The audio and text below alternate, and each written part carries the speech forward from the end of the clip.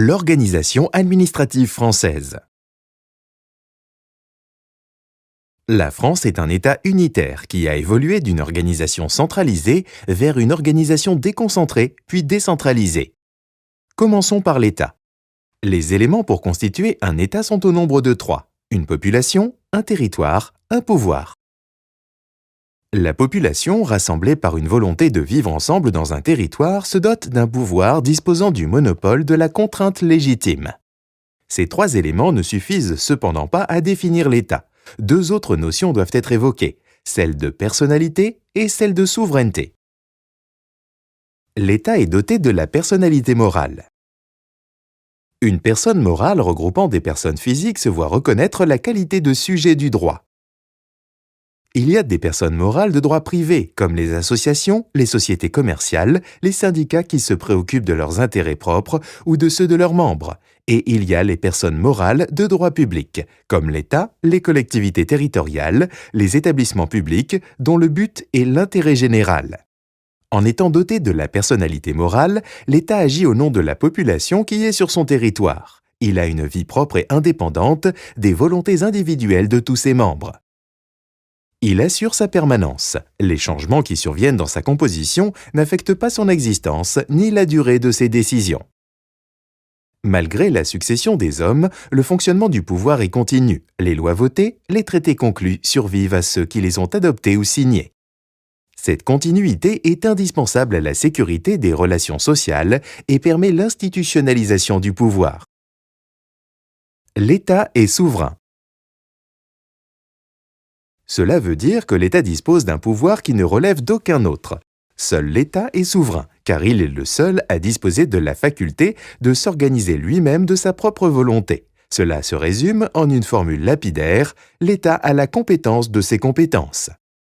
Les autres personnes morales ne sont pas souveraines, car elles doivent inscrire leurs actions dans le cadre que l'État leur fixe. Pour autant, le terme souverain n'est pas synonyme d'omnipotent ou d'arbitraire. Car si l'État est bien maître de son organisation, il doit s'appliquer à lui-même les règles qu'il pose et il ne pourra s'en affranchir qu'en les modifiant, c'est-à-dire en créant une nouvelle règle qui le liera. L'État est donc une personne morale souveraine soumise au droit qu'elle crée. L'État unitaire. L'État peut prendre différentes formes, les plus courantes étant celles de l'État unitaire et de l'État fédéral. L'État unitaire est celui qui ne possède qu'un seul centre d'impulsion politique. La politique de l'État est menée dans le cadre d'une organisation unique, un pouvoir législatif qui peut être bicaméral, un pouvoir exécutif qui peut être bicéphale. Ces 2 pouvoirs légifèrent et agissent sur l'ensemble du territoire étatique.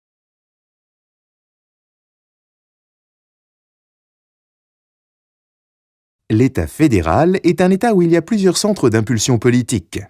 L'État fédéral type est celui des États-Unis d'Amérique.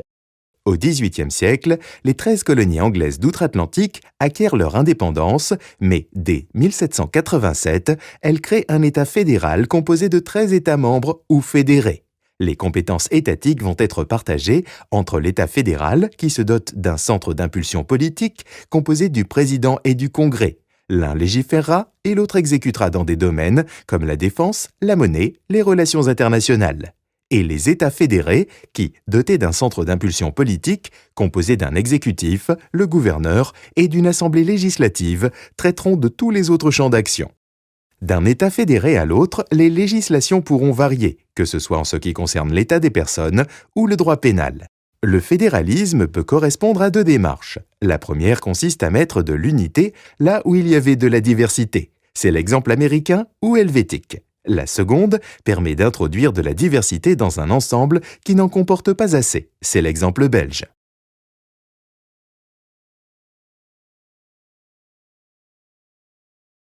Quant à l'État français, qui est un État unitaire, centralisé, il va devenir déconcentré et décentralisé. L'État déconcentré.